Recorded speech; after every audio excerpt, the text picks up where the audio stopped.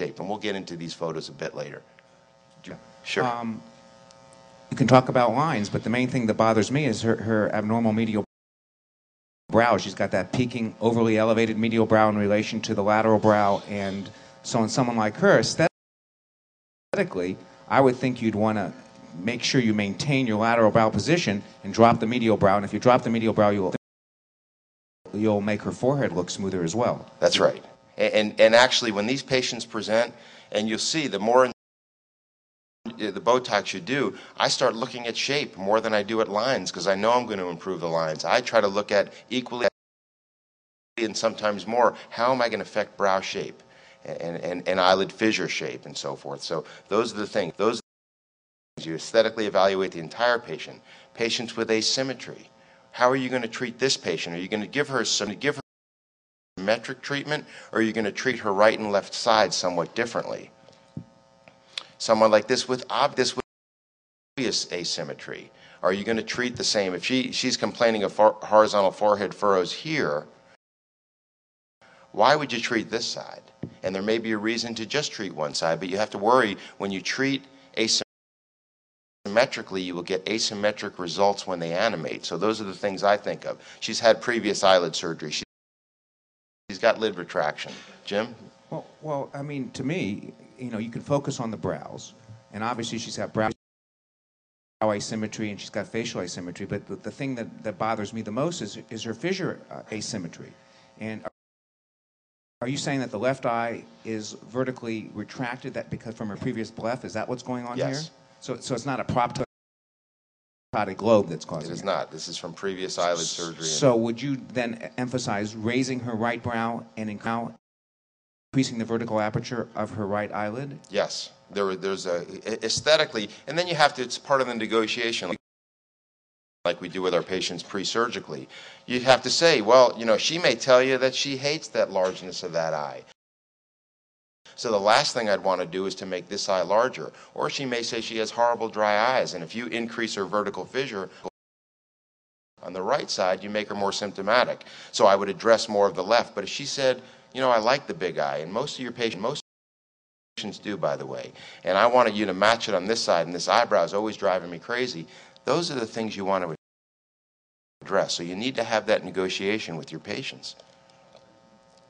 Then you have patients like this, and she needs Synthroid. No. Well, it's interesting, despite the fact, and we'll see her later, she looks like she needs Synthroid, but you'd be amazed, and you'll see the effects you can get by just raising her brows. But that's what I look at in this patient. Rod, if you want to take her apart. Well, I mean, she's got blunting of her. She's got very flat eyebrows, and so she's someone that I'd like to elevate her lateral brows, and so I would inject her high in the lateral part of her brow, and obviously staying way wide as you come down to the lateral canthus, because she's got a real wide open commissure. I mean, you got to be very careful in this lady, because she's probably already symptomatic. Jim? Obviously, the number one problem here is you have brow ptosis with a very short distance between her lashes and her brow and primary gaze with big vertical apertures and fissure asymmetry. What I want to know is she looks like she has upper lid retraction. You're looking at the sclera above the pupil, especially on the left, and is this secondary to some underlying problem, or is this just she's trying to open her eyes from brow ptosis? Yeah, I at first didn't understand some of the results I was getting, but I am finding patients that, look, she has no horizontal forehead furrows, which tells you look at lines, it tells you a lot about how people animate, obviously. She doesn't raise her brows. So she's always in the brow-ptotic position. She, on the other hand, compensates by opening her eyes more. And that's a certain type of reflex we see in some patients.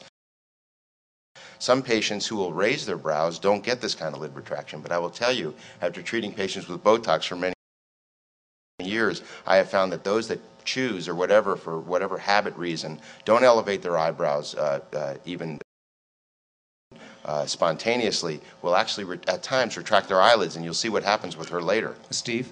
Yes. Are you saying that she's Are you saying that then by elevating your brows with Botox, you're going to decrease vertical aperture of your eyelids?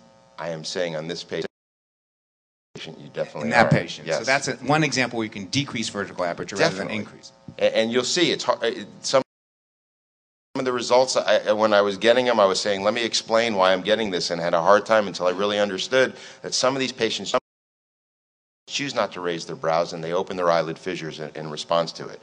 So in summary, we really have to include the overall facial evaluation. Watch for areas that are potential problems, and don't think of Botox as just an agent for reducing lines, but for improving facial shape.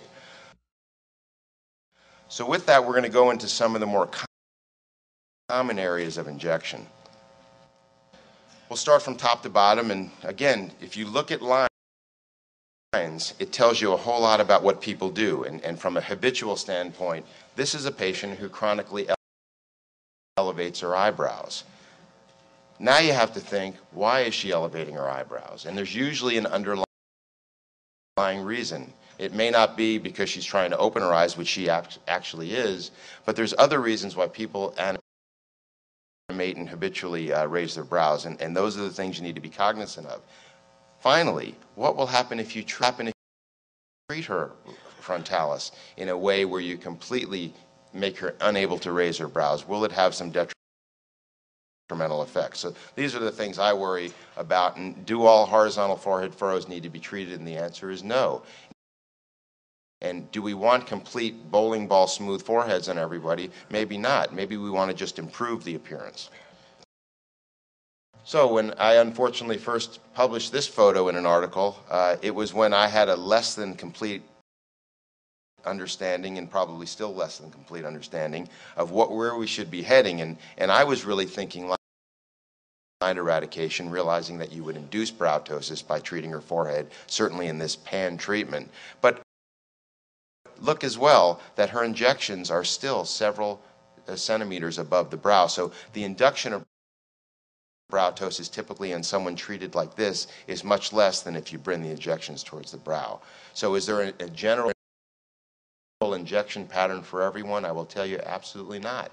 You have to look at function, you have to look at them animate, you have to look at what they want, and then treat appropriately. In a patient like this, if you keep your injections, again, somewhat elevated, you probably reduce the chance of reducing a significant amount of brow ptosis. And I find these patients are the best candidates for forehead riddies. And if you look at the...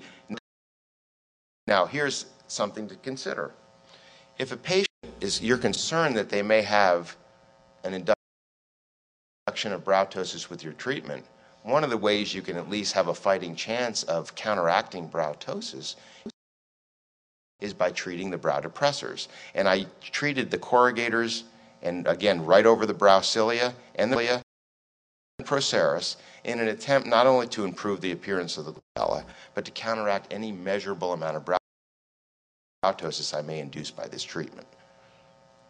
And these are typically, and something about the frontalis you need to know, it takes drug. Even though it's a hardy muscle, there's really not a lot of counteractivity in the frontalis. And injections typically per site, you may do 2.5 to 3 units. They respond very well to 1.5 to 2 units per site, and in fewer sites. If you treat people with the same drug dosage in each spot as you do in the other areas, you will commonly find that the frontalis, when they come back for the 3, 4, 5 month treatment, is usually still attenuated, where the function in the lateral canthus and the glabella may have completely returned. So this is the last to come back with equivalent doses. So I back my dose down in order to get everything to resolve at about the same time, because sometimes in that intermediate stage, you'll get some funny appearances. Again, one of the ways you can really drop the brow is inject here. Now, I tried to counter it with these injections, and I will treat even asymmetrically. But when you give this amount of drug and in these positions, you're going to get diffusion between the two that are going to link your injections to the frontalis and your injections to the corrugator. Now obviously browtosis is far more acceptable in a man. If you do this to a woman, she won't come back to your office.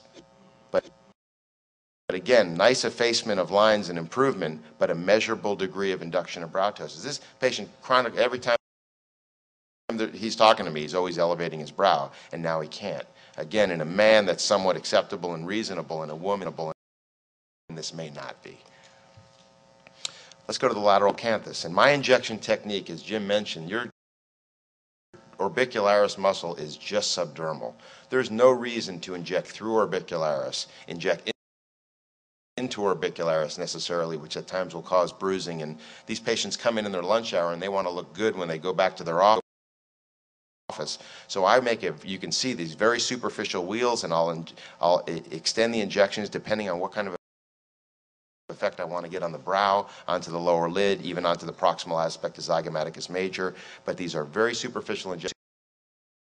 I like to see the wheel of fluid elevating because I know I'm not suborbicular. Again, the more internal towards the commissure, the more likely you're going to have problems with lid fissure asymmetries, and even some reported cases of diplopia because injections were given too deep. So when you have a patient like this, to get this kind of result, it's a superficial injection at these locations. I didn't want to over-elevate her brow, and I elevated it slightly, but these 5 injections, and look at these lines that extend down here. That's not only from the inferior fibers of orbicularis, but some of the proximal aspects of zygomaticus major, and by a little deeper injection of the same dosage, of 2.5, maybe 4 units at most, one single shot at the proximal aspect of zygomaticus reduces these lines as well, without getting any significant change in the lid fissure because I'm out a bit wide. Injection technique to the glabella. As I've written, I'm right-handed. I like to use my non-dominant left eye to protect the orbit. As I talked about briefly, I like to raise the medial brow over the orbital rim and watch the fluid of injection typically, because I know it's not an intraorbital injection. The depth will depend on the effect you want. If you want to efface corrugator function, then you're going to inject deep. If you want to get a neutralizing effect and you're not that concerned with brow position, you can be somewhere in the middle. If you want to really drop the brow and you don't want to get much corrugator effect, you can actually drop the brow very nicely by affecting frontalis here. So your depth is going to dictate where you are, Jim. Steve, just to emphasize, because everybody is really worried about creation of upper lid ptosis, to minimize getting into the levator, you don't go to periosteum and back off. I know you used to do that, but just discuss a little bit. When you say you just want to get corrugator and stay deep, how do you get the corrugator and not worry about getting levator diffusion? One is with my non-dominant hand, I'm actually sticking my finger at the supraorbital notch. I'm palpating that superior orbit, and I'm raising the medial brow over the orbital rim. This way, I'm sure, and I can see some soft tissue elevation with the fluid injection, that I am not intraorbital. And again, the depth is going to depend on what kind of effect I want. But I like using my non-dominant. We'll show it in the injection the patients today, and I don't like just injecting. And at times, I'll get very comfortable. And remember, in a man, this is going to be thick, and we'll talk about gender differentiation. And you may not be as careful. You get a 90. More medial, right? The more medial you are, the less likely you are. That's correct. The closer you are to the pupil, actually, the more likely with your standard injections. Although if you give an intraorbital injection medial, you can get lid ptosis as well. So again, knowing where your needle is, just like with all these things, is going to really keep you out of trouble. And you can help yourself with these little aids.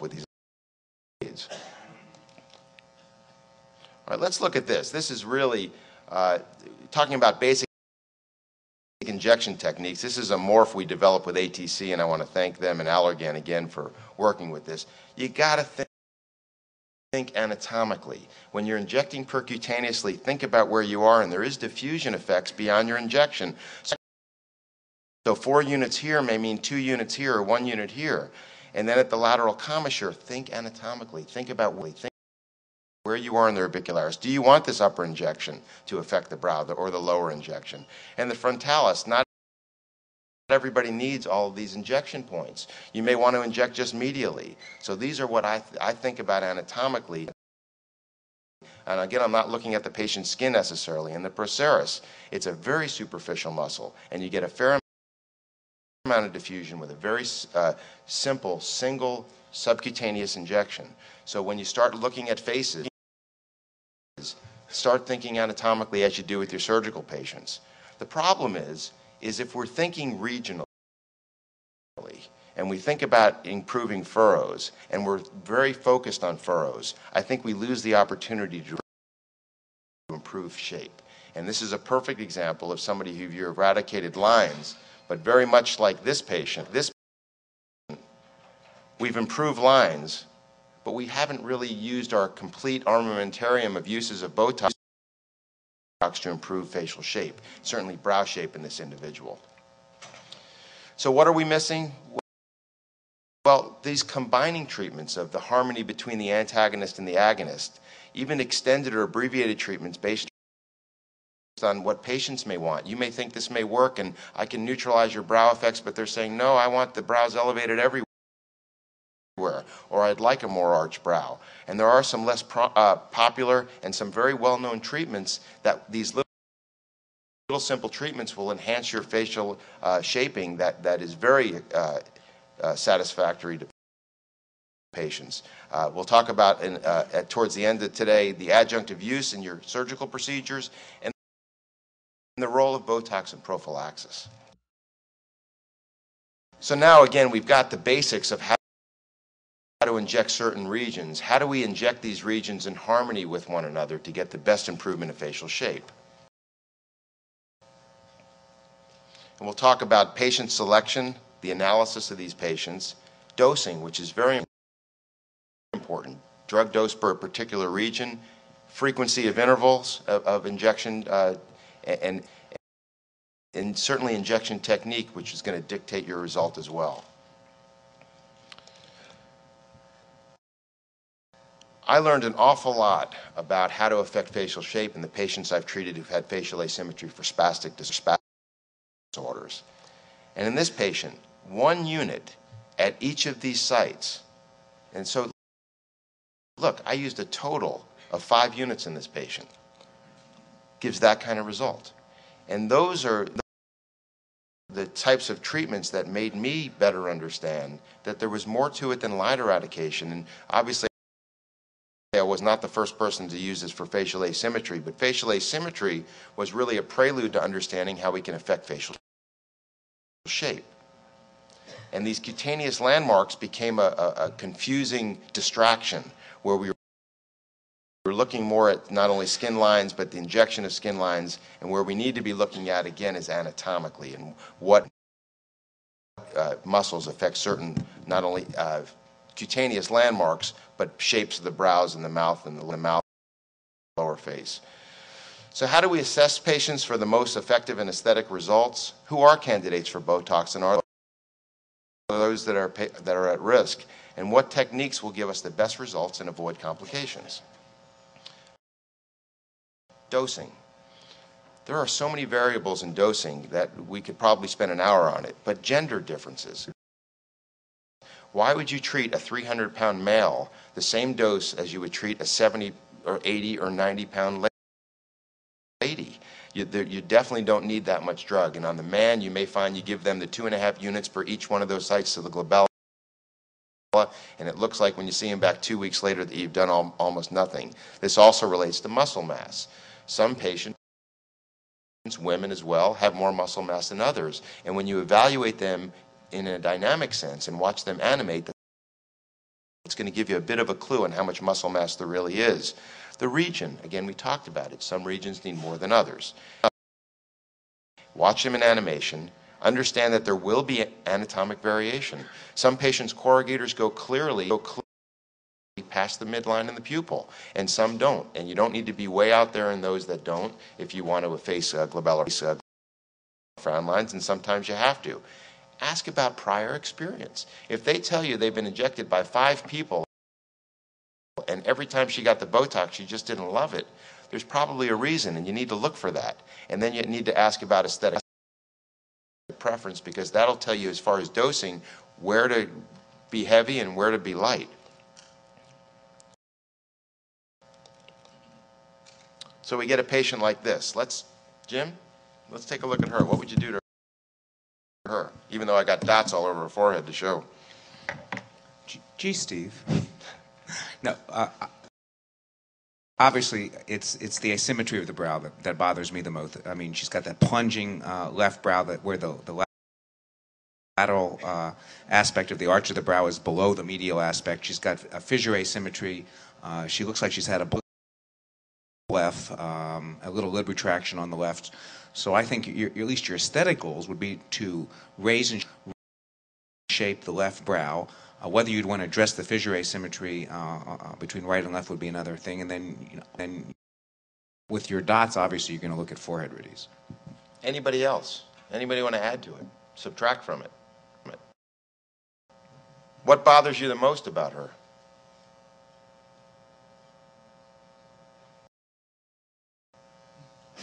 Well, what bothered me when I look at her is just what Jim mentioned. I was more bothered with shape than lines.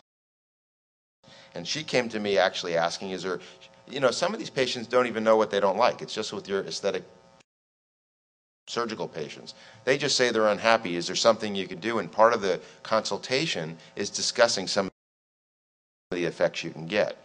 So what I did is I treated her very asymmetrically. I raised the tail of the brow here by bringing my injections up towards the tail and through the brow cilia. I lowered her medial brow because I knew, because she already had a reasonable arch on the other side, there was no way I'd be able to raise the tail of the brow on this side as much. And I would want to give the illusion that there was more brow arching by dropping the medial brow here. But with that thinking of shape, you make the brows more arched and more aesthetically pleasing, but you need to look not only what you're going to elevate, but maybe in contradistinction what you may depress. Steve, normally I would not find that medial brow position aesthetic on the left side, but Correct. It actually is very aesthetic because of the arch. And that's back to a previous photo, the patient with the bowling ball smooth forehead where you didn't think you can get any improvement. My answer is you can, and you need to aesthetically envision. You need to have that vision of seeing where you're going to take people to understand where you're going to get a better aesthetic result. Steve, did you also inject her lateral brow on the right? Bring her up, because she's Oh, shaping her. Can we back up one? No, that's fine. It looks like a little. I particularly omitted the lateral brow on the right and kept her injections mostly towards midline, towards the lateral commissure and below, in an attempt to get this eyebrow as high. So again, an omission, a calculated omission, was to not raise that brow. Questions? How do you inject the tail of the brow to elevate it? You inject right through the tail of the brow. The orbicular fibers actually encompass the eyebrow as well. So you'll see in some of the dermatologic literature, they talk about putting injections up here. The problem with putting injections significantly above the brow, even though I agree the temporal line of fusion is going to limit how much you get to the frontalis, you will get diffusion effects to the frontalis which will neutralize your effect, and you need to be cognizant of that. So I usually keep my injections as high as the tail of the brow and not much above.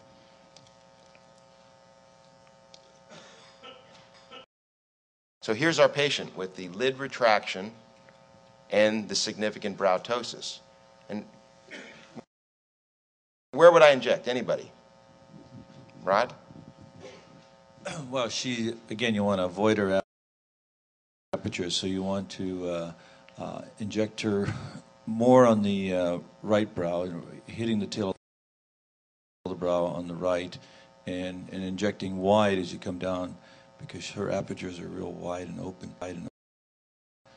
And I would probably try and bring her, not affect her medial eyebrows that much. And I probably wouldn't elevate her left eyebrow very much. Now, Now, interestingly, you'll see this aesthetic result with this effect, as you mentioned, tail of the brow.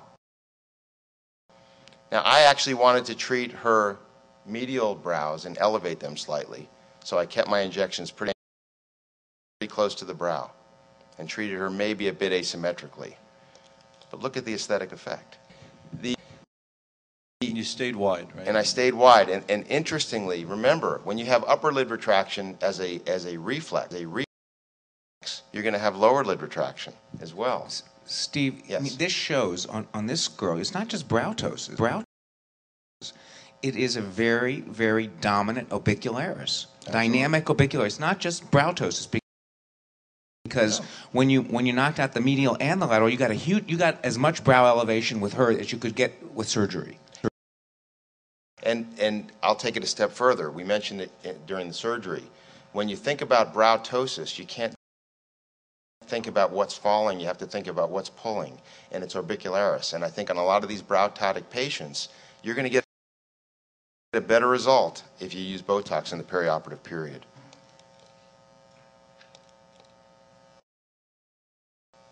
We saw this asymmetric patient.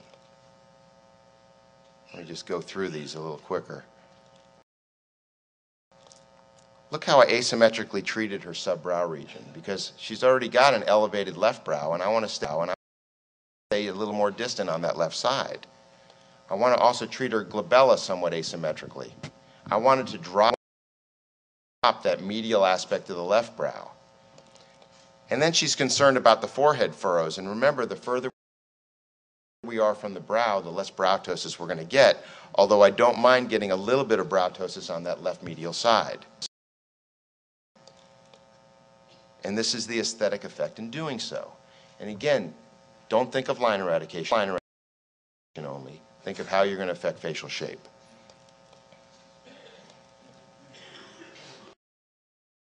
We saw this patient earlier, and we mentioned with the smooth forehead that you probably omit anything to the forehead. And I would just tell you that I don't think that way. And I think about staying wide, because she's got significant retraction from previous surgery. And I actually, if you look at her corrugator injections, I injected a little bit higher. And you'd say, well, why in the world do you want to do that? And this is kind of what I envision preoperatively. The aesthetic plunging of the medial brows actually gives to me, at least in my eye, more contouring to the brows. And you can argue that, well, why would you drop the medial brows? I think it's an aesthetic improvement. Jim? You know, this is a problem surgically that you